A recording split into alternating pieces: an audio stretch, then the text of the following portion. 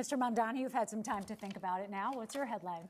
It's a pleasure to be here, first of all, and I really want to thank the moderators and the opportunity to speak directly to New Yorkers about this moment in time and our opportunity to transform the most expensive city in the United States of America. The headline would read, in about a year, Mamdani continues to take on Trump, delivers on affordability agenda for New Yorkers. Thank you, Mr. Mamdani. Sally? Thank you, Melissa. We're going to talk about leadership. Voters have reservations about all three of you as chief executive of New York City, a city with roughly 300,000 employees and a budget bigger than many countries. We have questions for each of you, and Mr. Cuomo, we will begin with you. As a former governor of New York, you obviously have the management experience, but you resigned from office amid sexual harassment and COVID-related scandals. Why should voters now trust that you have the character to be mayor? You have 1 minute. Good. Well, thank you very much, and thank you for the question. First, you are right. I left office. There was a report that was done that had allegations of harassment. I said at the time it was a political report and that there was no basis to it. It was then sent to 5 district attorneys. They all reviewed it. They found nothing. It was then litigated for 5 years. I was dropped from the cases. So none of that came to anything. When it comes to executive experience, I've run the Department of Housing and Urban Development, built housing all across the nation. I was governor for 11 years. The budget is double what it is in New York City, and I got government to work. I passed groundbreaking laws, minimum wage, paid family leave, built projects that had never been built before. This is no job for on-the-job training. And if you look at the failed mayors, they're ones that had no management experience. Don't do it again. Thank you. Rosarinda? Thank you, Sally. In the theme of leadership, Mr. Mamdani, you work as a foreclosure prevention counselor for winning seat in the State Assembly. You have no substantial management experience. How are you ready to lead the nation's largest and greatest city in the world in one day? You have a minute. You know, I have the experience of having served in the New York State Assembly for 5 years and watching a broken political system, the experience of seeing a governor in Andrew Cuomo who would rather have served his billionaire donors and the working class New Yorkers who voted for him, and the experience amidst all of that of fighting and winning for working class taxi drivers to free them from predatory debt and delivering the first free bus lines in New York City history, and in working with unions and working class New Yorkers to finally raise taxes just that little bit on Mr. Cuomo's donors to start to fully fund our public school. And more than that, I have the experience of being a New Yorker, someone who has actually paid rent in the city before I ran for mayor, someone who has had to wait for a bus that never came, someone who actually buys his groceries in this same city. And what all of that experience has shown me, which Mr. Cuomo can't seem to understand, is that it is far too expensive and far too hard for New Yorkers to afford to live in this city. And the definition of experience is not doing the same thing again and again and hoping for a different result. That's actually the definition of insanity. Thank you, Mr. Mamdani. If I can, I think I was invoked. Yes. In other words, what the Assemblyman said is he has no experience. And this is not a job for someone who has no management experience to run 300,000 people, no financial experience to run $115 billion budget. He literally has never had a job. On his resume, it says he interned for his mother. This is not a job for a first-timer. Any day, you could have a hurricane, you have, God forbid, a 9/11, a health pandemic. If you don't know what you're doing, people could die. Mr. Mamdani, you want to respond? And if we have a health pandemic, then why would New Yorkers turn back to the governor who sent seniors to their death in nursing homes? That's the kind of experience that's on offer here today. What I don't have in experience, I make up for in integrity. And what you don't have in integrity, you could never make up for in experience. May I? First, what you said was totally false, as you know. Which part was false? During COVID, everyone did whatever they could in this state. And there have been numerous investigations where they've gone through it, and they said we followed federal guidance. But yes, people died during COVID, and my heart breaks for everyone that died in this state and across this nation. But just to be clear, just to fact check that, there is a criminal investigation reportedly underway at the DOJ about your testimony to Congress about your nursing home record. Yeah, but that is a political issue with the Congress. They made a referral, which has gone absolutely nowhere. But there have been multiple investigations where the DOJ found that the nursing home investigation was politically motivated. Okay, we're going to Still- move on. We might have time to come back to it. I do need to move Yeah, on to but Mr. may I just Sliwa. finish my rebuttal? But the Assemblyman still says he has no experience to do the job. Okay, thank you, Mr. Cuomo. Mr. Sliwa, as founder of the Guardian Angels and as a radio host, you've been a well-known figure in New York City for decades, but you also lack substantial management experience. So how are you prepared to be the chief executive officer of New York City? You have 1 minute, Mr. Sliwa. First of all, I created the Guardian Angels to provide public safety in the subways and streets when government was incapable of doing so. I didn't do it to get a title or a paycheck. Secondarily, I don't declare myself to be all-knowing. I will hire the very brightest and best in their fields who have dedicated their lives to trying to improve the city of New York or the state or the federal government or the private sector. But what I will say is, thank God I'm not a professional politician. We have the architect and we have the apprentice of no cash bail, which has been a disaster. We have the architect and the apprentice here of Raise the Age. My own son was almost killed because of that in a gang attack. We have the architect and we have the apprentice of Close Rikers Island, which would just release criminals in the street.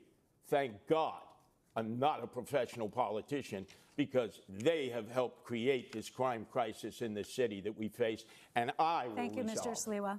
Thank you. Mr. Sliwa, candidates, President Trump has expressed intense interest in this election and in all of you personally. Mr. Mamdani, the president called you, quote, my little communist. Mr. Sliwa, he said you're, quote, not exactly prime time. And Mr. Cuomo, he has been critical of you, but said you have always gotten along. The president has threatened to cut federal funds to the city. And just yesterday, he killed the Gateway Project, the tunnel connecting New York to New Jersey. You've all promised to resist him in some way. What would you say in your first official call with the president to set the tone for your relationship moving forward? We'll give you a minute for this. We'll start with you, Mr. Mamdani. I would make it clear to the president that I am willing to not only speak to him, but to work with him if it means delivering on lowering the cost of living for New Yorkers. That's something that he ran his presidential campaign on, and yet all he's been able to deliver thus far has been prosecuting his political enemies and trying to enact the largest deportation program in American history. And what distinguishes me from Andrew Cuomo is the fact that he has gotten on the phone with that same president, not asking him how to work together to help New Yorkers, or not telling him that he would refuse to back down to protect those New Yorkers, but instead asking him how to win this race. That's something I can do myself. I don't need the president's assistance for. And what I'd tell the president is if he ever wants to come for New Yorkers in the way that he has been, he's going to have to get through me as the next mayor of this city. All right, Mr. Cuomo, we'll give you a little extra time, but I'd like you to answer this question as well, what your first conversation with the president would be like. Okay. First, I never had a conversation with the president that the Assemblyman is talking about. But he has a distant relationship with the truth. I would say to the president in the first conversation, look, we have had many, many battles. We fought together every day during COVID. And the battles were bloody. And I'd like to avoid them. You know, if you come after New York, you know what I'm going to do. You know it's going to be ugly. And you know my chances are almost 50-50, even though you're the president. I'd like to work with you.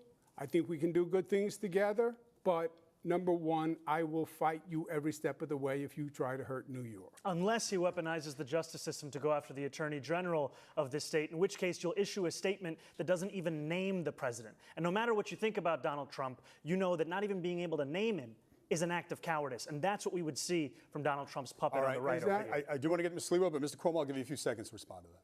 Yeah, I said political weaponization of the justice system is wrong.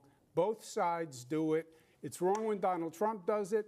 It's wrong when they did it to Comey. It's wrong when Comey did it to Hillary. Okay. It was wrong when it happened to Tish James. Thank you, Mr. Cuomo. I want to give Mr. Sliwa a chance to answer this. Mr. Sliwa, your first official conversation with the president, what would you say to set the tone? Well, first of all, there's high levels of testosterone in this room. I've had a love-hate relationship with Donald Trump that goes back over 30 years. But I know one thing. We have Andrew Cuomo. We have Zohran Mamdani. They want to take on Donald Trump. Look, you can be tough, but you can't be tough if it's going to cost people desperately needed federal funds. Zoran Mandani, the president, has already said he's going to take $7 billion out of the budget right from the start if you're elected mayor. People are going to suffer in this city, people who need those federal funds. What I would do is sit and negotiate. I would say, look, Mr. President, we need that Gateway Tunnel. It moves millions of people from Washington, D.C. to Boston. But take away the Q train project. We don't need those 3 stations going from 96th Street to 125th. It's not a necessity. Sit with the president and whoever he delegates and try to negotiate. But if you try to get tough with Trump, the only people who are going to suffer from that are the people of New York City. Okay, Mr. Sliwa, thank you. Brief response, Mr. Mamdani.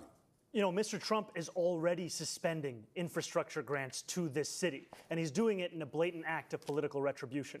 And what it requires is leadership that will stand up to him. And I disagree with Mr. Sliwa. We do need to extend the 2nd Avenue subway to 125th Street. It was a promise made to Harlemites decades ago. Okay. It's time to actually fulfill Thank it. you, Mr. Mamdani. Okay, Melissa? quick question Quick question for each of you. Mr. Cuomo, you've been asked this before. He mentioned my name. Don't I get a chance to respond? Well, we got a lot of ground to cover, Mr. Sliwa. right, could I When was the last respond? time you spoke with President Trump, Mr. Cuomo? You've been asked this before, and the last time you said you couldn't remember. I believe it was during his assassination attempt. So last year in 2024. Mr. Sliwa, when was the last time you spoke with President Trump? Oh, many years ago, we were receiving awards. I was praising him for saving the annual Veterans Day parade. Those were the conversations that I had with him. Can I please respond? I was asked about the Q train. Okay, real quick. Mr. Mamdani? I am the mayor of mass transit. We do not need a Q train. I'm in the subways every day. We have more than a capable system of transporting people. Thank you, Mr. Sliwa. The infrastructure needs to be Thank you, fixed Mr. in the Sliwa. system that we have. Thank you, Mr. Mamdani, have you ever spoken with President Trump? No. Okay. Okay, there you go. Sally. Thank you. Mr. Cuomo, a follow-up to that. President Trump has don't spoken know why that was so positively about funny. you and your candidacy, even as his Justice Department, as we've noted, is reportedly investigating you for allegations you lied to Congress over your COVID record. Given that dynamic, how would you be able to stand up to this White House? How are you not compromised? And just take into account that New Yorkers are troubled by what they view as a compromised relationship the current outgoing mayor has with the president. Yeah, first, you're wrong when you say there's any investigation of me. That's not true. Do you have evidence there is no investigation? I've heard absolutely nothing. Congress did a press release. They said they sent a letter to the Department of Justice, which they do routinely to generate press, and that's what that is. I fought Donald Trump. He investigated me repeatedly with the Department of Justice. The Department of Justice Inspector General said that it was actually politically motivated. That does not back me up. When I'm fighting for New York, I am not going to stop. And I'll tell you something else. If the Assemblyman is elected mayor, Donald Trump will take over New York City, and it will be Mayor Trump who runs New York City. We have to move on. Just a very quick follow-up, yes or no. You're saying unequivocally the Justice Department is not investigating you, correct? I've heard absolutely nothing. They could be, and you might not have heard it. But OK, we'll move on. David? Okay, thank you, Sally. That is virtually impossible, by the way. Okay. But Mr. Cuomo, you did put out an ad the day after the news first broke in the New York Times that you were under investigation, calling it a political investigation, saying they were coming after you as they had to, after other Democratic politicians. You haven't denied this previously. That the Republican Congress was. Yes, I believe they played. Yeah, I just moved my place a bit because I wanted to capture the sign language. The expressions are amazing. He's killing it. Republican Party, then that's the candidate for you. If you think it's time to have a Democratic Party that actually stands up to Donald Trump and his billionaire-backed assault on working people, Well, first Thank you, of Mr. all, Mamdani. you're Candidates, we have you're not a Democrat, Candidates, right? we You're have- not a Democrat. You're a Democratic All right, socialist. candidates, we have You didn't other vote for ground. Kamala Harris, right? We have other ground to cover. No, we have other ground to that's- cover. that's an will circle back incendiary that. charge. I wanna be very- You may have a chance to address it, but we do. I'll be we have very a lot quick. of issues to get to with New Yorkers, Mr. Mamdani. I'll be very quick. You didn't say leave it blank in the Kamala I'll be very campaign? quick. I said leave it blank in the presidential primary because primaries are a place to air dissent. And like many Americans, I was horrified by the Mr. Israeli Mamdani. genocide All of Palestinians. Okay. And if you want to look for me on the ballot, you'll find me as the Democrat. Mr. Mamdani, thank you. We have to move on. This week, the world is reacting to President Trump's Israel-Hamas peace deal and the release of the hostages. And many are cautiously optimistic about a lasting peace.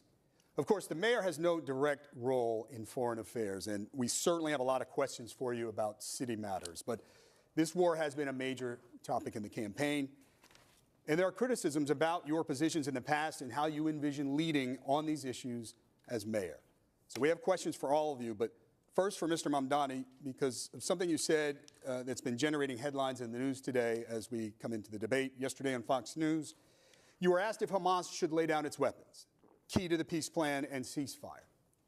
And some say they found your answer confusing. You said, quote, "I don't really have opinions about the future of Hamas and Israel beyond the question of justice and safety and the fact that anything has to abide by international law." And that applies to Hamas, and that applies to the Israeli military. So for the voters tuning in tonight, Mr. Mamdani, what do you believe about Hamas and how lasting peace will be achieved? We know it's a complicated matter, but we'd like you to keep your answer to a minute if you could. Of course, I believe that they should lay down their arms. I'm proud to be one of the first elected officials in this state who called for a ceasefire. And calling for a ceasefire means ceasing fire. That means all parties have to cease fire and put down their weapons.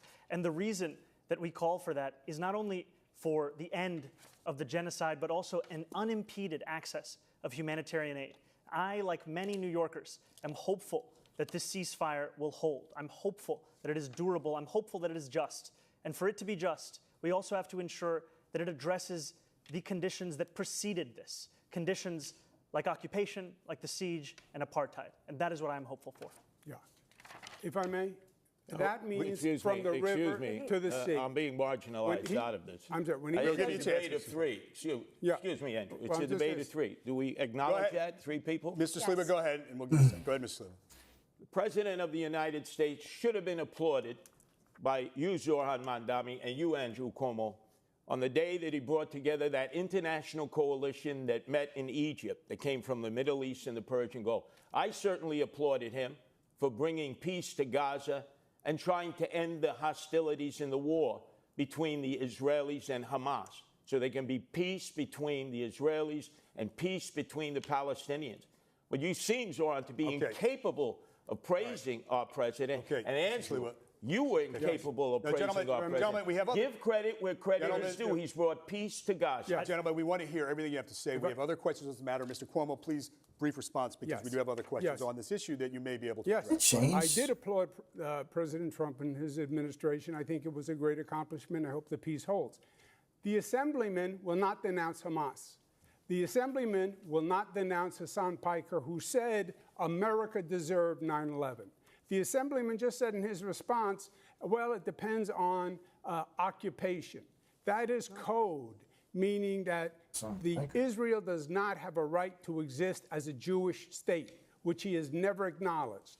That is from the river to the sea. That's why he won't denounce globalize the Intifada, which means kill all Jews. Let's give Mr. Mamdani a chance to respond to that. I want to be very clear. The occupation is a reference to international law and the violation of it, which Mr. Cuomo has no regard for since he signed up to be Benjamin Netanyahu's legal defense team during the course of this genocide.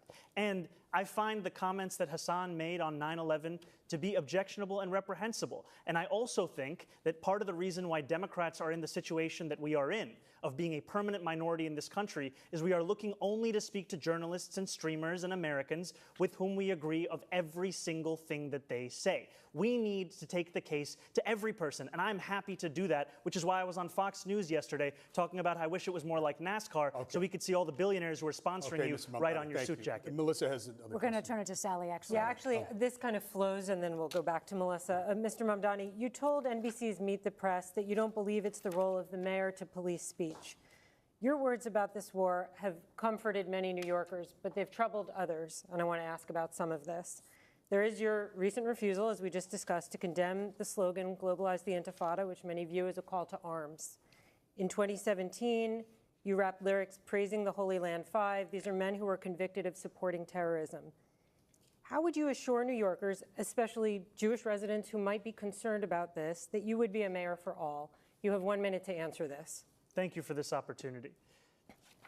When I am speaking about the responsibility of leading this city, I mean leading not just those who voted for me, leading not just those who vote, but leading every single person who calls this city home. And that includes Jewish New Yorkers. And I have been so thankful for the opportunity I've had to sit with so many Jewish New Yorkers over the course of the primary and through the general.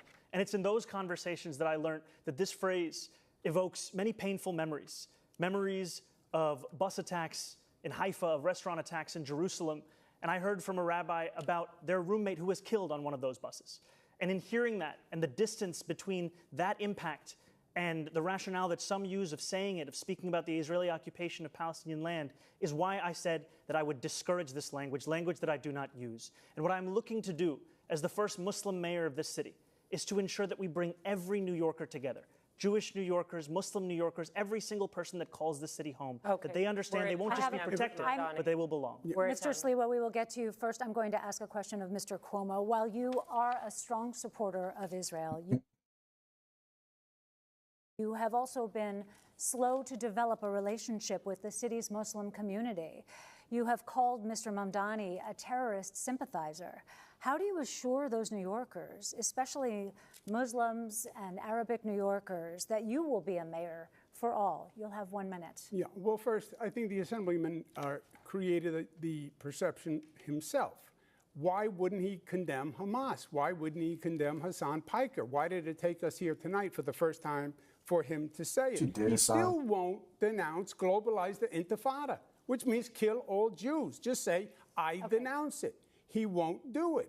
That's the issue. Mr. And his divisiveness Cuomo, can you address the question is that we're putting to chronic. you? I think you've made the point, but can you please answer about your own relationship with the Muslim community? You did not visit mosques for many years. More recently, you have been. Yeah, I don't think in any way the Assemblyman is representative of the Muslim community, which is a vital community in New York City, and I am very fond of, and I've been working with. I think he's playing his own politics. Many of his positions don't even follow the Muslim faith, so I see them as two totally separate things. Mr. Mamdani, you want to respond? You know, it took Andrew Cuomo being beaten by a Muslim candidate in the Democratic primary for him to set foot in a mosque. He had more than 10 years, and he couldn't name a single mosque at the last debate we had that he visited. And what Muslims want in this city is what every community wants and deserves. They want equality, and they want respect. And it took me to get you to even see those Muslims as part of this city. And that, frankly, is something that is shameful and is why so many New Yorkers have lost faith in this politics. Yeah, except you know, that is totally false. I worked with the Muslim community for many years. Name a single mosque you went to when you were the governor. Can you name a single mosque you went to in 10 years? Before you were ever here. They were before I was here? Before you were even in state government. I worked with the Muslim community. Imams presided over State of the States. We worked in religious working groups, tolerance groups, anti-Semitic groups, etc. All right, gentlemen. Mr. Sliwa, Rosarita has a specific question for you, but I'll give you a few seconds here. This is what disturbs me about you. You will be celebrating your birthday this weekend. In 1991, I was in the streets of Crown Heights with the Guardian Angels for 30 days and 30 nights when the first Democratic Socialist mayor of New York City, that's right, David Dinkins, was a proud member of the Democratic Socialists of America, abandoned the Jews for 3 days. They were left to their own means. And we protected them for 30 days and 30 nights. Then your favorite mayor, Bill de Blasio, in 2019, abandoned the Jews again when they were being attacked in Williamsburg, in Borough Park, and Crown Heights. And I had to bring the Guardian Angels in for 30 days, 30 nights. Jews don't trust that you are going to be there for them when they are victims of anti-Semitic attacks. Okay. Brief response, Mr. Mamdani. We have a specific question for you from Rosarita, but Mr. Mamdani, please. I agree, by the way. One of the most meaningful experiences I've had over the course of this campaign has been the conversations I've had with Jewish New Yorkers. Jewish New Yorkers who've told me about the door that they've had to lock that they had kept open for 40 years. Jewish New Yorkers who've told me on the M57 about an apartment the speech therapist was trying to sell when a realtor told her, put the Jewish books off the table. Jewish New Yorkers who've told me about their fear in living in this city. And I will be a mayor who finally addresses that, not through the theatrics of the politics on this stage, but through action. I'll do that by ensuring that we have police officers outside of synagogues on the high holy days. Gentlemen, we have a lot to get to, and we do have a specific question for Mr. Sliwa. Rosarina. Thank you, David. Mr. Sliwa, you've called for tougher policing of pro-Palestinian protests, and you've suggested that Mr. Mamdani uses languages that is anti-Semitic. How do you assure New Yorkers that you'll be the mayor for all? Well, I've been there for all people in all times for 46 years as leader of the Guardian Angels here and around the world. Whether it is a religious violation of people's rights to worship as they choose in a mosque, in a church, in a synagogue, or a shul, whether it's because of racial identity. Remember, in the summer of 2020, Asians were under constant attack because of the lockdown and pandemic. I don't remember Governor Cuomo coming to their aid. You were the governor then. I was out there going into all the neighborhoods, Flushing, Bayside. We were in down in Bensonhurst. We were in Chinatown itself, where Asians were being attacked indiscriminately because they were thought to be carrying COVID. We protected them then. Governor, you were not there for them. De Blasio was not there for them. We understand hate. And in order to counteract hate, you have to get the community involved along with the police to protect people when they're under siege. Jews are under attack now more than ever before. Mr. And I don't believe either of you have the capabilities of protecting them with increased anti-Semitism. That is pure fiction. I passed the no hate in our state, the strongest hate crime law in the United States of America. We tolerate no hatred, no discrimination. We are from every place on this globe, and Unless we are it's proud you of that's it. perpetrating and, excuse me, and we're tolerant and we accept. If you notice, the assemblyman still won't say he believes that Israel has the right to exist as a Jewish state. He is a divisive personality all across the board. NYPD are racist. Barack Obama is evil, liar, and he gave the finger to the Christopher Columbus statue. By the way, Cuomo, your laws with no cash bail turn the haters right back in the street to violate and attack again and again and again. Thank you. You're the reason for that. No cash bail. Thank you. Go ahead. There have been a number of absolutely unfounded lies that have been said by Andrew Cuomo. I would just like a moment to address them directly. I've said time and again that I recognize Israel's right to exist. I've said that I will not recognize any state's. I said that I will not. As a Jewish state. If I would be allowed to finish, that I would not recognize any state's right to exist with a system of hierarchy on the basis of race or religion. I have made that very clear. And part of that is because I'm an American who believes in the importance of equal rights being enshrined in every single country, whether we're speaking about Israel or whether we're speaking about Saudi Arabia. You can stand here and you can lie all you want, but New Yorkers know that. We have the question. We want to address some issues here. All right, and we have another polarizing issue that we would love to discuss with you candidates. And let's talk about the National Guard here in the city of New York. Now, let's go back to Mr. President Donald Trump. One threat hanging over the city is the deployment of the National Guard troops, like he has done, as you all know, in other cities. The NYPD commissioner has rejected the idea as unnecessary, but the president ordered troops to hit the streets of New York. Now, how would you respond? Mr. Sliwa, you have a minute. There's no need for the National Guard in New York. Kathy Hochul, the governor, when we had a crime crisis in the subways that I'm well familiar with, being down there all the time, unlike my two adversaries, she sent 750 National Guardsmen down into the subways in 2024. Remember the horrible case of Debrina Kawam. Does anybody even say her name anymore? That woman who was set on fire by that migrant. As a result of that, the worst crime I've ever seen committed in the subway system, the governor did the right thing. She sent an additional 250 National Guardsmen, giving us a total of 1,000 National Guardsmen in the subway system, while our mayor, Eric Adams, was telling us it was all a perception. So Governor Hochul has responded.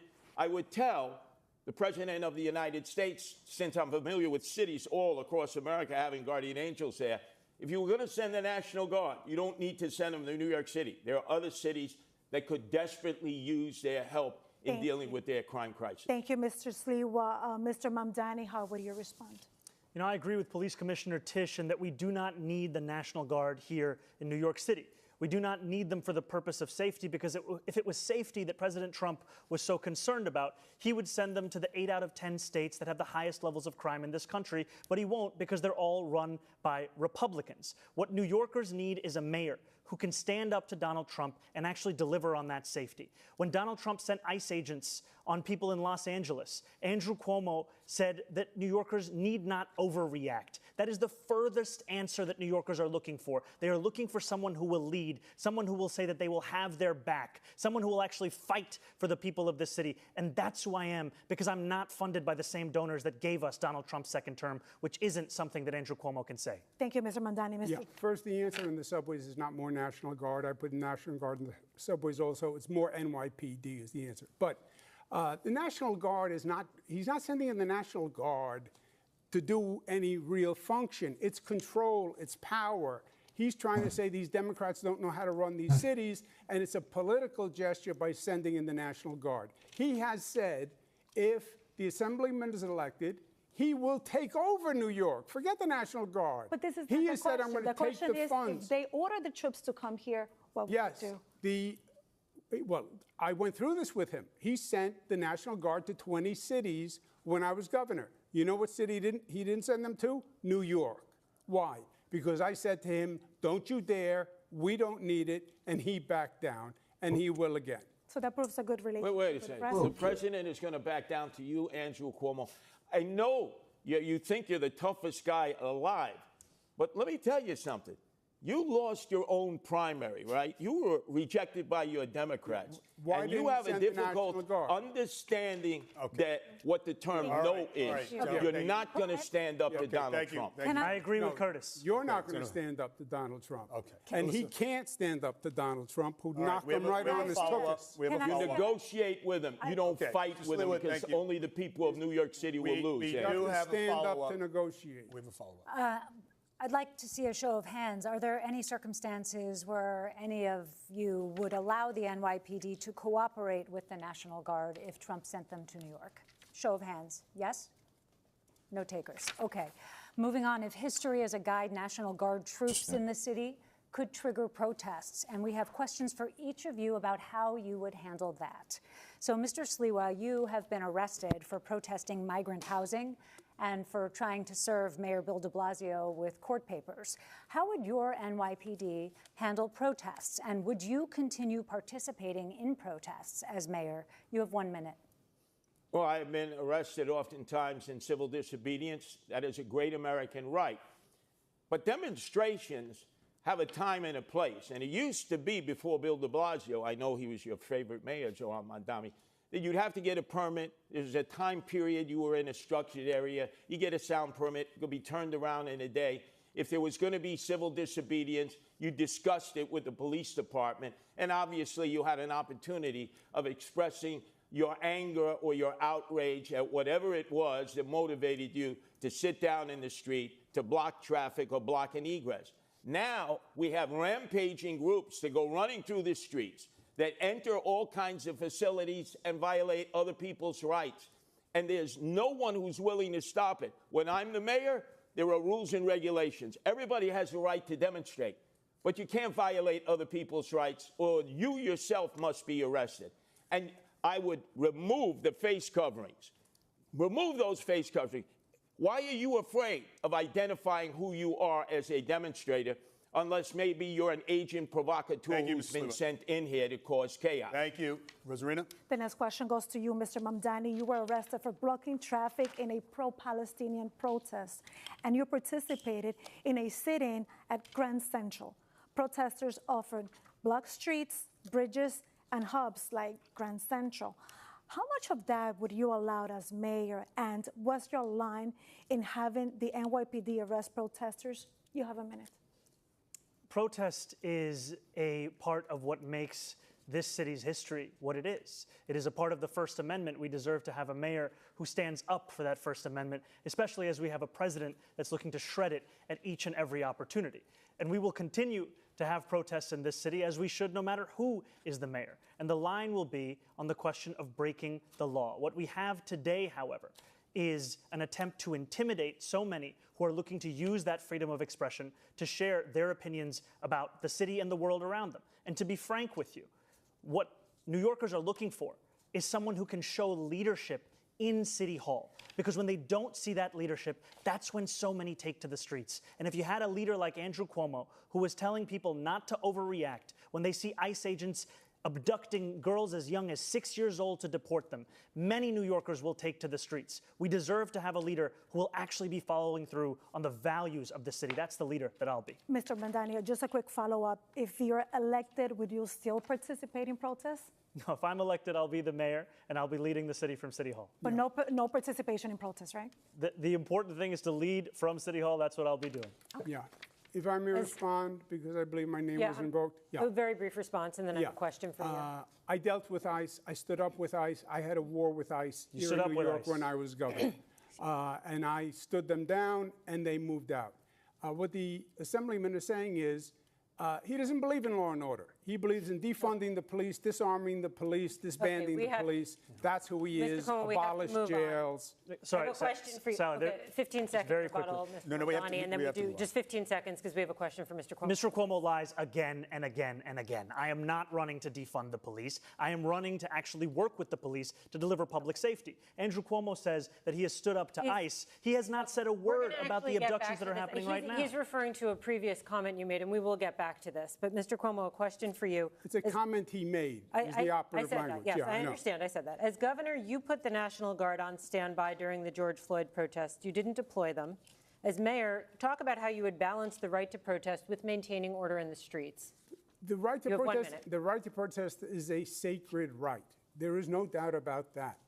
But the law is the law also. And you have New Yorkers now who are afraid in this city. They're afraid of Donald Trump coming, they're afraid of that anarchy, and they're afraid of the anarchy in this city itself. We have to provide public safety that makes New Yorkers feel safe. Demonstration is one thing. Violating the law is something else. Blocking public transit is something else. Stopping students from going to class is something else. Harassment, intimidation, that's a hate crime, that's illegal. Enforce the law. Respect the police. They're not racists, as the assemblyman calls them. They're not a threat to public safety, as he says. They're not anti-queer.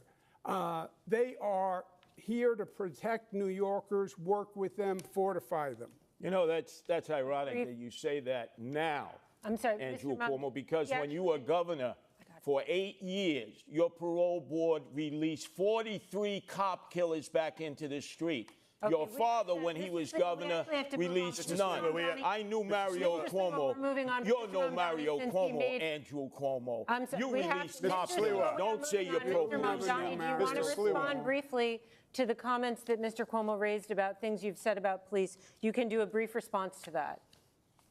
I have been clear time and time again that as much as Andrew Cuomo wants to bring up tweets from 2020, which is around the same time that he was sending seniors to their death in nursing homes, I am looking to work with police officers, not to defund the NYPD, looking to ensure that officers can actually do one job when they're signing up to join that department. But he's not okay, the many jobs we're asking them to do today. He was specifically with the mental referring to health comments crisis. you made. We will come back to that, but we're out of You said they time. are Ms. wicked Melissa and Barrera. corrupt Candidates, and racist. we're moving That's on. what you Thank said. you. Your words, your words. We're moving on. Thank you. Despite record low crime numbers, polls show that crime remains a top concern for New York City voters. The three of you have very different approaches to crime fighting and how to manage the NYPD. We want to get into your plans. So we'll start with this question. It's a two-part question, but it's short. How will you make the city safer? And how will you change the NYPD? You'll have 1 minute. We begin with Mr. Cuomo. I would add 5,000. Well, let's take a step back. Remember what happened. The far left, the socialists said defund the police, defund the police. They took $1 billion out of the police. The NYPD is now down at one of the lowest levels in modern political history. I would add 5,000 police, put 1,500 in the subways, raise the starting salary because you can't hire them. You can't even fill a class right now. And you have to add additional police officers because the attrition rate is so high. Part of that is going to be saying to the NYPD, I respect you. I don't think you're wicked, as the assemblyman said. I don't think you're corrupt. I don't think you're racists. I value you. I will have your back. I'll be a mayor to work with you. That's how you're going to get the police to apply for the jobs.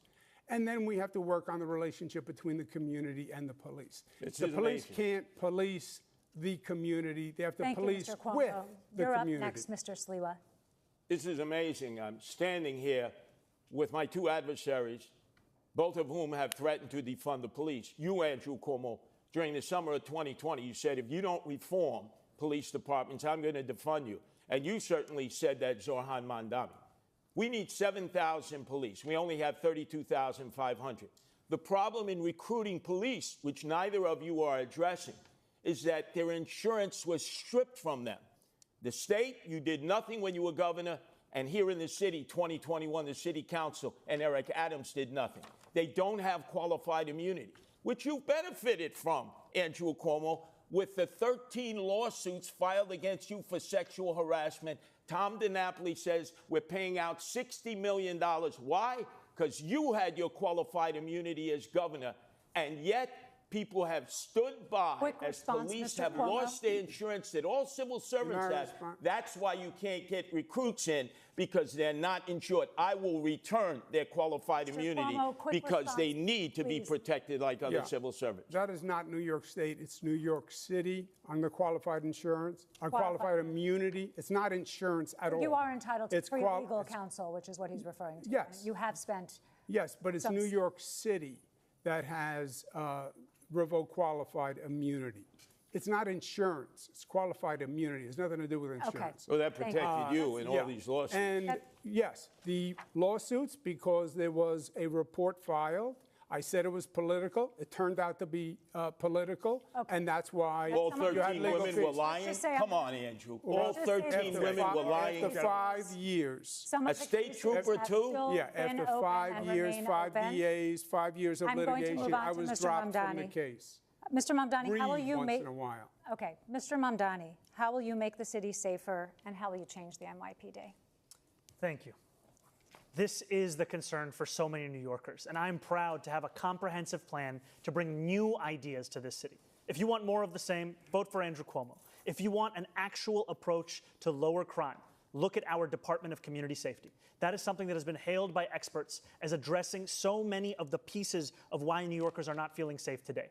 We will ensure that no longer are police officers asked to do the job of both policing and responding to the mental health crisis. We will have dedicated teams of mental health outreach workers in the top 100 subway stations with the highest levels of the mental health crisis and homelessness. We will ensure that cops can finally go back to the response times they used to have in 2020, closer to 11 minutes, as opposed to the closer to 16 minutes today, because they won't be asked to respond to the 200,000 mental health calls that are coming in through 911 every year. This is evidence-based. It's been successful elsewhere in the country. It's time we deliver it right here in New York City. It's time for a Thank you, change. Mr. Mamdani. Zoran Mamdani, we already Thank had it. you, It was called the Melissa. Homeless Mr. Outreach I'm Unit sorry, this of is not cops free and for all. We mental have health another care question for officials. Mr. And Bill Mamdani. de I'm just gonna keep Blasio talking. defunded them by Mr. taking Sliwa. $1 billion Thank you, out Mr. of the Sliwa. budget. Thank you. Excuse me, Mr. Mamdani, we're going to talk about disciplining police officers. The civilian watchdog that investigates police misconduct regularly recommends discipline for cops accused of wrongdoing, but the police commissioner often overrides them. You want to change that policy so that the board has final say. Please explain to viewers in 30 seconds why you believe the police commissioner should no longer have that final say. What I've said is that I think it's time to remove much of the politics out of the question of accountability. We have the Civilian Complaint Review Board, which, as you said, studies, assesses, and investigates into complaints of abuse and the violation of the law. And oftentimes, those recommendations are then subject to political pressures and not followed through on. I think New Yorkers deserve a system where they know it won't then be assessed once again, that there's actually more to the recommendation in the investigation that's being done by the CCRB. Okay, we're wrapping up. Thank you. Thank you, Mr. Mamdani. Mr. Cuomo, do you believe changes are needed for how officers are disciplined? And are there any powers that you would give up as mayor? You have 30 seconds. Yeah, I would not remove the police commissioner from the CCRB. I'd leave it with the police commissioner. I think Commissioner Tisch is doing a very good job. I would trust her. The difference between me and the assemblyman is he doesn't like the police. That's why he won't hire more police when everyone else says we need more police. He wants to use social workers on domestic violence calls, which are very dangerous. And he's told you what he thinks. He thinks the police are racist, wicked, corrupt, and a threat to public safety. Thank you. Those are his words. Very quick. Mr. Mamdani? Mr. Mamdani, very quick. Look, Andrew Cuomo is a politician of the past, and all he can speak about are the tweets of the past in 2020. Those are tweets which I have apologized for to New Yorkers and police officers directly, and they are not what I am actually running on. No, but you're you haven't. incapable But of quickly, actually Mr. speaking about the platform that we have Mr. here, Mamdani, which is can one we that will just- keep New Yorkers safe. Can we just quickly ask you, because I think what some people feel they haven't heard from you, we hear you saying that you don't believe that anymore and you've apologized. People have not heard you sort of describe the evolution of your thought, how you got from there to here.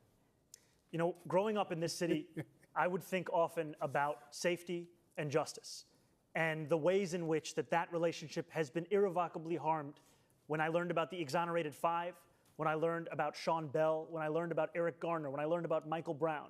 And then in 2020, when I wrote these tweets, learning about the death of George Floyd. And that was a moment where it felt as if the distance between these two ideals had never been further. And in becoming an assembly member and serving and representing more than 100,000 people in Queens, learning that to deliver justice means to also deliver safety. And that means leading a city Mr. Mamdani, where you recognize the we have to bravery move of the on. men and women who joined the NYPD and put their lives on the line. Yeah. It means representing the Muslims who were illegally surveilled in my Thank you district so much, and the Mr. black and brown New Yeah, I Yorkers who've been know. All right, victims thank of you, police Mr. Mamdani. brutality. Police So, are bad. Mr. Sliwa, you've been out there, you've been on the trains, and I would like to know if you believe changes are needed of how officers are disciplined. Let me just suggest, Zorhan, what you've suggested. Zoran Curtis. Zoran. Thank you. Excuse me.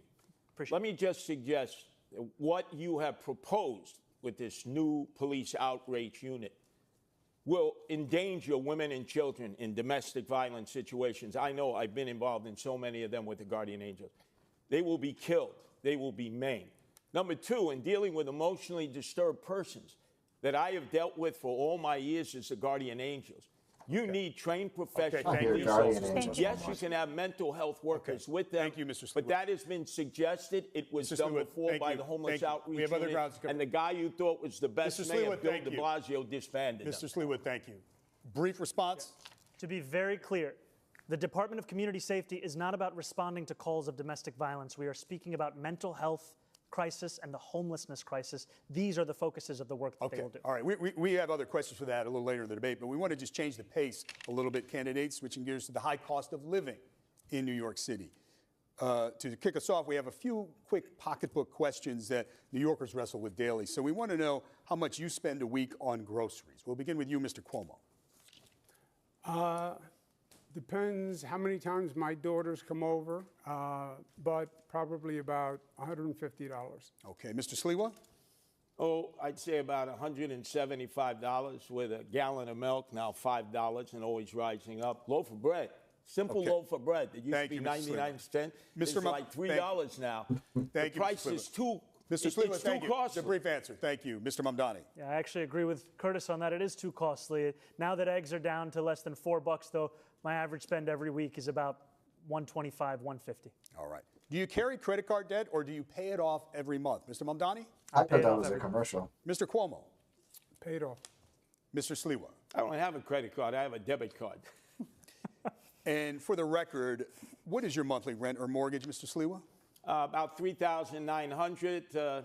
It's not subsidized there, so. Mr. Mamdani, what is your monthly rent or mortgage? $2,300. Mr. Cuomo?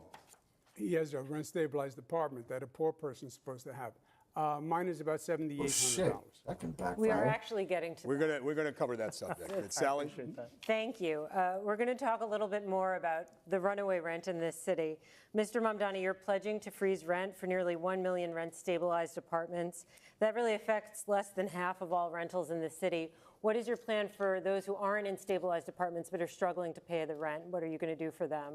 Well, I'm proud to say that I, yes, will freeze the rent for more than 2 million rent-stabilized tenants, and I will also build 200,000 truly affordable homes across the 5 boroughs over the next 10 years to ensure that tenants, whether rent-stabilized or market rate, can actually have more housing such that they are not being priced out of this city.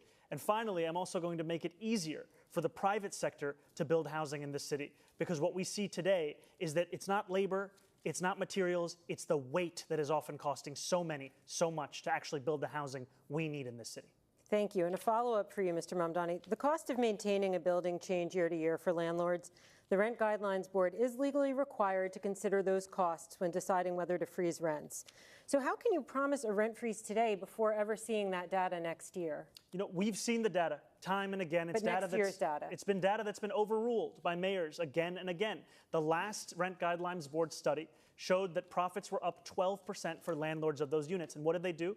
They raised the rent, adding to more than 12% under Eric Adams' administration. What I am speaking about is actually reflecting the needs of these New Yorkers and the state of the market today. These are New Yorkers who have a median household income of $60,000. We do not need to be pushing them further out of the city. We need to keep them in their homes. Aren't you saying in that answer that you are going to prejudge? You will not have seen the data for next year, and you're making a determination based on data you haven't seen? I've seen the data year after year of the fact that salaries are stagnating, Based costs on are the up, current New Yorkers can't actually afford their apartments. And I will also take action to actually ensure that the landlords of those buildings we're can at better handle time. their costs by taking on their insurance, It is their property based on taxes, annual and their water data, bills. and you haven't seen next year's data Mr. yet, but Cuomo, we're going to go I to do have a Melissa. question for you on this subject. You have proposed something that you're calling Zoran's Law. You think that Mr. Mamdani earns too much to live in his rent-stabilized apartment, though I should note that there are no income tests for rent-stabilized apartments. But critics say your plan would force people to pay too much of their income towards the rent. So if you think Mr. Mamdani is gaming the system, what about the other New Yorkers, thousands of them just like him, who earn similar salaries, who are living in similar apartments? What Okay, would- just to follow up on what Sally was saying, because she's right. This is not a new plan that the Assemblyman is talking about. It's Bill de Blasio's plan. It was called Freeze the Rent. Bill de Blasio says the mayor can't say legally he's going to freeze the rent. There's a Rent Guidelines Board. There are certain considerations that have to be looked at. You're right, Sally. You can't say today what it's going to be in 4 years. Also, freeze the rent only postpones the rent, because then you have to have an increase to cover the costs. Otherwise, the building is going to go bankrupt. And it does nothing for the majority of renters who aren't in these rent-stabilized units. There's nothing for NYCHA. There's nothing for homeowners. There's nothing for people in black, brown communities who are getting priced out. I was the HUD secretary. I built affordable housing all across this nation. I built affordable housing in this city when I was in my 20s. I know how to get it done. I will get it done. On the rent-stabilized units, what I'm saying is those are the precious units, and we You're out should, of time. I'm sorry, we should Mr. keep Cuomo. them for We the didn't get an most answer to the rent question, but burden. we have to move on. But I have a question for you. No, sorry, he invoked me for much of that question. Just a very brief response Please, here. very brief. You know, you've heard it from Andrew Cuomo that the number one crisis in this city, the housing crisis, the answer is to evict my wife and I. He thinks you address this crisis by unleashing my landlord's ability to raise my rent. If you think that the problem in this city is that my rent is too low, vote for him. If you know the problem in this city is that your rent is too high, vote for me. If I understand it sons correctly, of Mr. Cuomo, millionaires your need program, subsidized Zoran's Law, housing. would not evict Mr. Mamdani. It would not correct? evict it. It would No, he apply to just- people applying for Yeah, apartments. he's But the making tenant it up. but the He tenant made it up. advocates. It would evict All right, no one. This It would does be not an affect. income We limitation have to move on on. rappers. I have a Mr. question Sliwa. for Mrs. This is Sliwa. like Rosarina? a spat in the schoolyard. Let me No, suggest. Mrs. Can I Sliwa, please Rosarina ask has the a specific question for you on this. Yeah, well, I We wanted wanna to hear it. talk about affordability Well, you can and use it. obviously address Absolutely. that Go issue. ahead. So you've proposed, Mr. Sliwa, plans that would make a point of talking about the struggle of renters and property owners. Describe your plan to help renters and landlords. Well, first off, we have 6,000 available apartments that the mayor controls in NYCHA, and they've been empty for years. That you address, number one. Then we talk about senior citizens who are living here. My whole goal is to improve and not to move. I'm concerned about the seniors, especially those that own homes. If they're 65 and make less than $250,000, no property tax, because the property tax is way too high. We need to cut it in half to keep people who are here.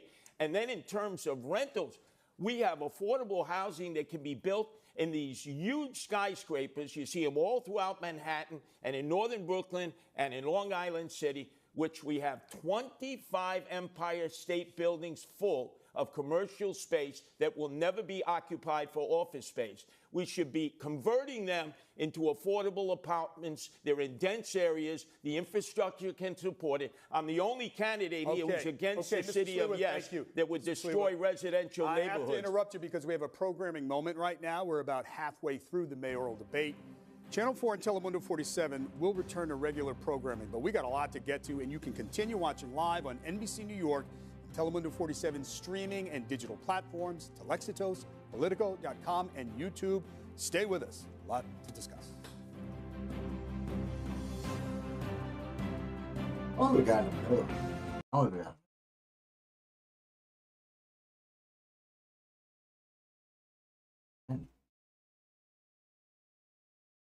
Back. A natural point for us to transition, and we want to talk now about transportation and getting around town. And we have a few quick questions about how you get around town. Show of hands, even though they're in their waning days, who has a MetroCard or maybe uses OmniPay? Uses OmniPay? Yeah, OmniPay, yeah. MetroCard, I mean, I have one, but, I know I'm hanging on to the last moment. You're on the subways, Mr. Sliwa. What do you use? I'm just curious. If you don't OmniCard. In fact, I got a whole batch. Okay. I'm in the subways, I'm in the buses, and the express buses. Okay. The only candidate who rides mass transit every day. When you need to get somewhere fast and you can't take the train, do you hail a taxi? Do you use rideshare? Mr. Sliwa, what do you do? I try to avoid yellow cabs. As you know, I was shot in the back of a yellow cab in 1992 by the Gottis and Gambinos. But I find my way around. If I have to, I Uber if I can't get there by mass transit. What do you do, Mr. Mamdani, if you can't take the train? I would either take a cab or ride a bike. Mr. Cuomo? I will take a cab, Uber. Okay. All right. Thanks, gentlemen. Sally? Thank you, David. Let's talk about free buses. Mr. Mamdani, this is a centerpiece of your campaign. Can you explain how you will make buses free? You have 30 seconds to answer. Absolutely. We will make buses free by replacing the revenue that the MTA currently gets from buses. This is revenue that's around $700 million or so. That's less money than Andrew Cuomo gave to Elon Musk in $959 million in tax credits when he was the governor. And the reason that we will do so is that making buses free doesn't just provide economic relief, but also public safety. Because what we've seen is that it decreases assaults on bus drivers by 38.9%. New Yorkers deserve more than the slowest buses in the country. I know that because I was on the M57 not too long ago, and its average speed is 4.9 miles an hour. We're at time, though, but the question is how you'll make them free. We will fund the revenue that would have otherwise been brought in from fares, and that's something that we would do in partnership with Albany, and I've put forward two proposals. The first is to raise taxes on the top 1% of New Yorkers by 2%. That would raise $4 billion. The second is to raise the state's top corporate tax rate to match that of New Jersey, which would raise $5 billion. We're going to move along, but I just want to point out to viewers that Governor Hochul has opposed raising the income tax. But Melissa, we'll move on to your question. Okay, Could I address that on the buses? Because half the people don't pay their bus fare to begin with, Zorhan. And so it's it's a complete disaster. If you have free bus fare, and the Citizens Budget Commission said just last year, 2024, $1 billion of fare evasion in all different forms.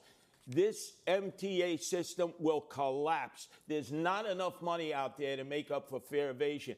Pay your fare. If you don't pay your fare, they have fare programs for the poor and the indigent. But everybody should be forced to pay their fare. Mr. Cuomo, you had both praise and some criticism for Mr. Mamdani's free bus pilots. So you're sort of in the middle on this issue. What's your plan to make subways and buses more affordable? I think free buses is a mistake. It costs about $700 million. Just to give you an idea that we only raise about $500 from congestion pricing. It's been done before in other cities. It was a disaster. They stopped. They basically became mobile homeless gathering places. What I say is free buses for working families who can't afford it and free subways for working families. But don't subsidize rich people on a bus. It's been tried and it's failed. Mr. Mamdani, can you just respond quickly on the point about the mobile homeless gathering places? You know, this is something that we heard when we were fighting to make buses free in Albany when we delivered the first fare-free bus lines in New York City history. And what we saw is when we made one bus route free in each borough of New York City, there was no increase in homelessness on those buses. There was no increase in fare evasion in the surrounding area. What there was an increase in ridership of up to 38%. Thank you, Mr. Mamdani. Candidates, maybe we can dig deeper on this and get a sense of how all of you would pay for your big ideas. Mr. Mamdani, we'll start with you. We've obviously been talking about free buses. You've talked about free childcare, city-run grocery stores. So essentially, you're proposing about $10 billion in new spending. And as you've indicated, you want to pay for it with tax increases. But as Sally pointed out, Governor Hochul said no to raising income tax on millionaires. So tell New Yorkers tonight how you're going to pay for all of this in 1 minute if you can. Look, a lot of people have called even my campaign a non-starter when we first began. And now I stand before you proud to be the Democratic nominee who got the most votes in city primary history. And I believe we will see the same thing with our push to ensure that we are taxing the wealthiest and the most profitable corporations the fair amount that they should pay. Now, there are those who will say that because it will be hard, you should give up. We saw what giving up looked like when Andrew Cuomo was the governor. He gave up on fighting for working-class New Yorkers and instead caved in to his billionaire donors. And what did we get? We have the fastest and most frequent helicopter service to the Hamptons, and we have the slowest and more expensive bus service across the 5 boroughs. But again, Mr. Mamdani, I know Governor Hochul indicated this week there may be some open windows, but more or less income tax on millionaires is off the table, according to the governor. Look, I've said very clearly, making buses fast and free costs about $700 million a year. Making universal child care a reality costs about $5 or $6 billion a year. If you raise the state's top corporate tax rate to match that of New Jersey, you'd be raising $5 billion in and of itself. I have a couple of follow-ups. Mr. Slieber, you're next, but I have a couple of follow-ups. I would just add one additional thing. We have also put forward a plan to save money here in New York City with $1 billion in savings through procurement reform, through following the independent budget office's assessment about hiring more fiscal auditors, and in actually collecting the fines and fees from bad landlords across the city. Just a quick couple of follow-ups. If you could find some of the funding, but not all of it, which of your priorities would come first? What would be the first among equals that you would try to get done? Well, freezing the rent doesn't require any fiscal infusion, so that will be something we'll be pursuing immediately. And universal child care, after housing, is the second cost. Child care is the second cost pushing New Yorkers out of this city. $22,500 a year is the estimate we've seen. Okay. That will be a priority for us. And I just want to know if you could get the money and funding elsewhere, would you drop the call for the tax increase? Absolutely. The most important thing is funding these agenda items. I think these are the two most important and straightforward, direct ways to do so. But if the money comes from elsewhere, the most important thing is funding. Melissa has a question for Mr. Sliwa. Mr. Sliwa, you've been talking about cutting taxes and spending. So what is your plan, and how would you pay for your programs like 7,000 more cops? Well, Zoran, boy, your fantasies are never going to come about in terms of funding everything you want that's going to be free, free, free. It's a fantasy. Let's deal with the reality. 7,000 cops. You already have a plan in Boston where you pay for taxes in the future. This is a great plan in which universities and others who have bought up properties that are now taken from the real estate market and taken from property tax pay. We could raise $1 billion from Columbia University, NYU, that are in the real estate business, and Madison Square Garden, your friends, Andrew Cuomo, Jimmy Dolan, who pays no property taxes. That's how you raise $1 billion to get 700 police officers trained, vetted, and out into the streets in the 5 boroughs. And then the police will be on the subways, and they will be patrolling the old-fashioned way where they're needed, going up and down the moving subway cars, where people want to see the visual protection, especially women who are being assaulted, perved, and like we saw this morning on 86th Street, a woman with a gun to her head, an armed robbery because we don't have enough cops. I have a question for you in this topic, and let's talk about history, because as governor, you raised and cut taxes. Now you're proposing some tax relief. What's the price tag for your proposals, and where will you get the money for example, 5,000 new police officers? You have a minute to answer. I think Sally's question was very well taken. The Assemblyman's whole plan is based on a myth. He's going to raise taxes. Albany's going to raise taxes statewide on corporations, but the money's only going to go to New York City. That could never happen. It's not just that the governor wouldn't support it. It's impossible. He said he's going to raise the taxes the same as New Jersey, corporate tax. No, it would be double the tax. You would see New Yorkers on 995 fleeing to Florida. We would be alone. So you have to be realistic with revenue. You have a $115 billion budget. You have to go through that city budget and find savings. I started the state, which is double the budget of the city, at a $10 billion deficit. I closed it and added services. And we can do the same with New York City. Governor, as mayor, you would not increase spending in the New York City budget, yes or no? There would be, whatever additional spending would be revenue neutral. So it's impossible. You got to cut taxes for people to stay here.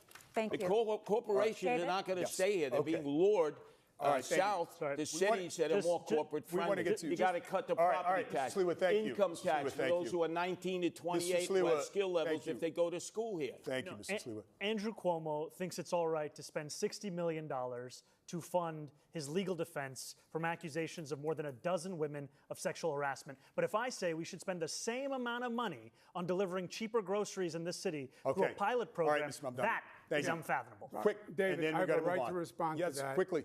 First, I did not bring those lawsuits. That was brought They by were a brought report against by you. the Attorney General, which I said was political. Well, those That's what lawsuits were filed generated by the individual legal fees. women, and some of them And- have still been making their way through the courts this year and Yes, now. and I've been dropped from the cases. Not all okay. of them. Yeah, and what the Assemblyman doesn't say is all this money that he wants to pass.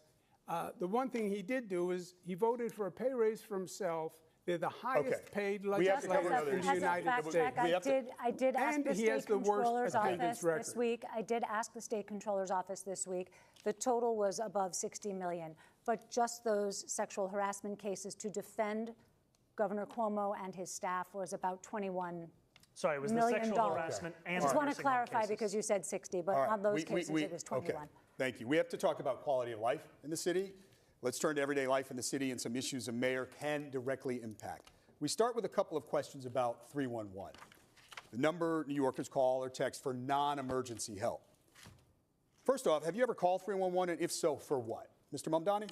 I called 311 for issues with my heating in my apartment, and I've spoken to New Yorkers time and time again who are frustrated by the fact that they can track their Uber Eats block by block, but when they call 311 for them to come to their apartment, it's just a question of hoping and praying that they do. There's no actual appointment. That's something that we would change. All right, Mr. Sliwa, have you ever called 311? You know, there used to be that song 911 is a joke by Public Enemy. 311 is a joke. You can call it over and over and over again, and Have you you- never get have you a ever? response. Have you? The analytics are when the operators talk to you, Mr. as I Sliwa, talk to them. have you called? Yes, I've called them many times and gotten Okay. no response. Mr. Cuomo? Most citizens I talk to Okay. on the subways and streets never get good Thank you, Mr. responses Sliwa. from We're looking for a short answer. 311. Mr. Cuomo? I've heard a lot of complaints about 311, so I actually made a call to 311 myself to see if the complaints were bona fide. I was dropped twice. Then they were going to send someone to help a homeless woman in distress, and no one showed up. You're all expressing frustration. Last year, 311 received 38 million contacts from New Yorkers, from calls to the website. Wanted to know if you had a sense across the 5 boroughs what the top 2 categories of complaints were. What do you think they were, Mr. Sliwa? Potholes, constantly potholes. People's undercarriages ripped out, ball Another one? bearings, Second one? alignments. Second one, top 2? Rats. Rats, okay. Oh, the city is flooded with rats. Mr. Cuomo, what do you think the top 2 complaints were? Homeless and trash rats. All right, Mr. Mamdani? I think it was housing and noise. Okay, so the answer is noise and illegal parking. And we're going to stick with quality of life. Rosarina? That's right, and let's talk about noise candidates because they fall into these 2 categories. First of all is the residential one, that's the neighbors and the loud music. And the second one is the street or sidewalk, everything with the loud construction and workers outside. So, Mr. Cuomo, as mayor, what can you do to help the city that never sleeps get a little bit of rest, Mr. Cuomo?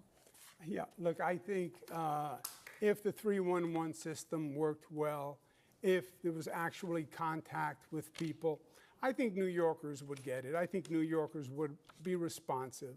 I think we have to change the One about an emotionally disturbed person. And in a limited number of those cases, when the person is not believed to be violent, social workers are dispatched instead of police. Mr. Mamdani, you want to do that on a much larger scale. So we want to know, how will this work?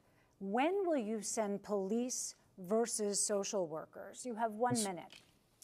You know, we have a program here in New York City called Be Heard that is attempting to do this kind of work. But we've had a mayor who has ensured that it's been unsuccessful, to the extent that even when there was an assessment of about 60% of calls that could have been addressed by Be Heard instead of the NYPD, Be Heard was not actually responsive to it. And that's because we haven't had the political will to deliver on what is a crisis that affects so many New Yorkers, which is the mental health crisis. What my plan will do, an innovative plan of the Department of Community Safety, will take what has worked elsewhere in the country, a program in Eugene, Oregon, where they took 24,000 911 mental health calls out of the police department.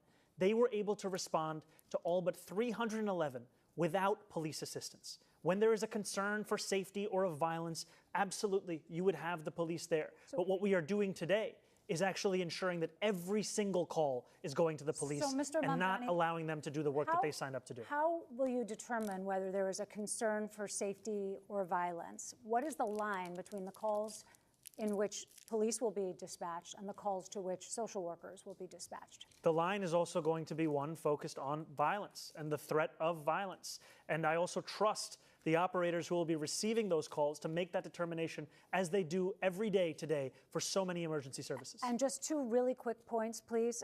There has been a lot of discussion that you would send social workers to domestic violence calls, which police are concerned about. So you're saying no, okay.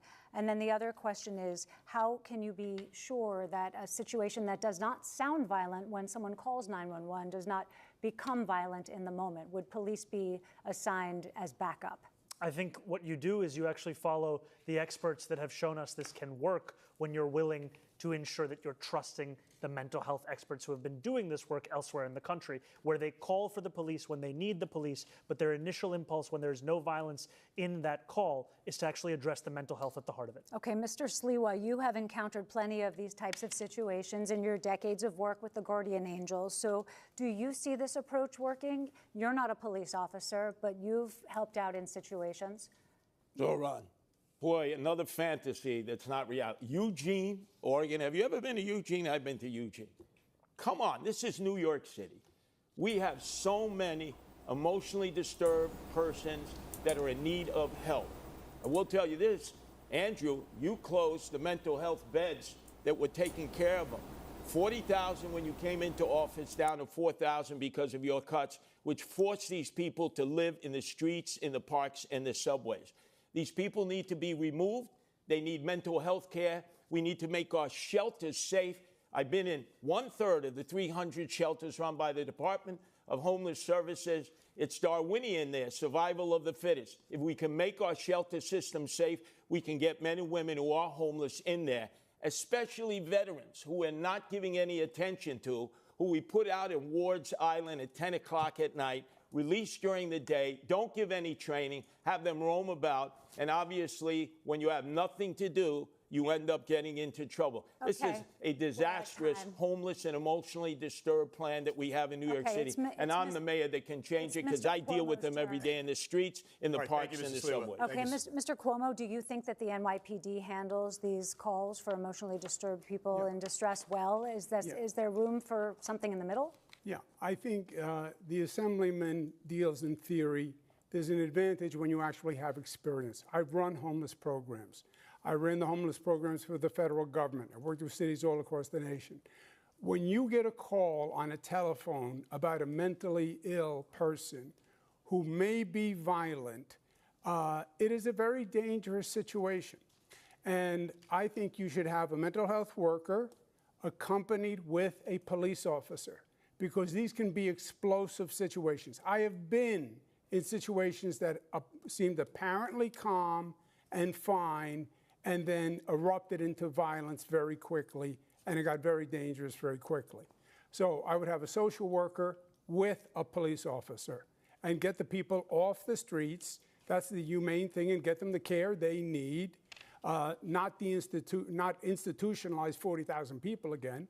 We have supportive housing now, which is what we use, and forensic beds for people who need them. Now, let me get this straight. A police officer is there first. He has to wait for the arrival of a mental health care worker. No, I would send them as a team. As a team. But that's not realistic.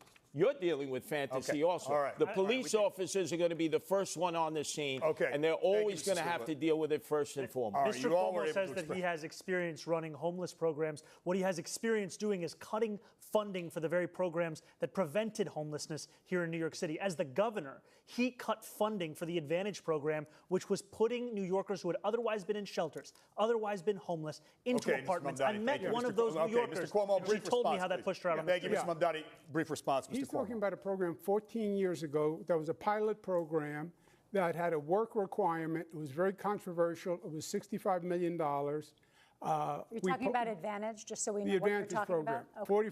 It was 14 years ago, 65 million. I added billions to the homeless budget. Funded the homeless budget larger than any governor in history. Okay. He okay, cut thank that you. We want to talk program. about. He all right. cut that Mr. program. Mamdani, we have Homelessness aired this issue. skyrocketed Mr. after doing it. Mamdani, It we did have not. aired It this was issue. 14 years ago. All right. It was during the Bloomberg administration. And yes, okay. Okay. I want to ask you about climate change. As New York City confronts the impact of climate change, one issue already on the desk of the next mayor is Local Law 97. Passed in 2019, the law requires large buildings to gradually reduce greenhouse gas emissions by 2030. That may require very expensive upgrades to buildings, which some landlords and co-op owners say they just simply can't afford. We're wondering how each of you would enforce the law. You have 30 seconds. Mr. Cuomo. Local Law 97, I support. Implementing the law is going to be the key because it has to be done in a way that isn't so disruptive to businesses and residences that they just give up and pay the fine and don't even try to comply, which is what is going to happen now. It will be cheaper for them to pay the fine than comply, and that obviously will accomplish nothing. So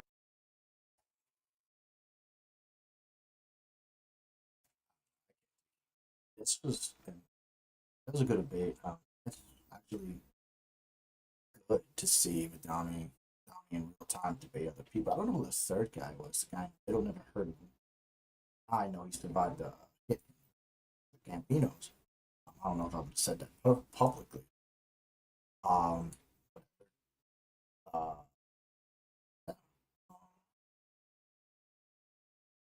Things like climate change and stuff like that. I don't necessarily get. I believe it exists. I don't necessarily think these because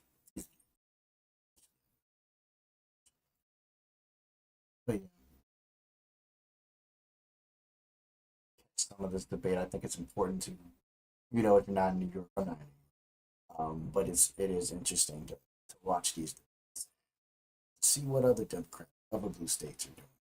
How do they? Not to mention, Mamdani's been a controversial figure since. Yeah.